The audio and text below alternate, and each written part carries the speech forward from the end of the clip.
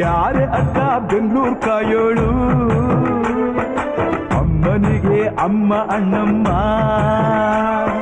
ಯಾರೋ ತಮ್ಮ ಕರ್ಗಾನ್ ಮೆಚ್ಚೋಳು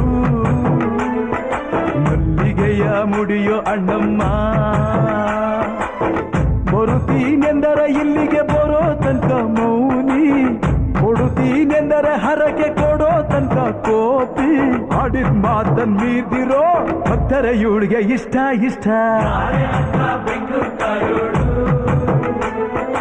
ಅಮ್ಮನಿಗೆ ಅಮ್ಮ ಅಣ್ಣಮ್ಮ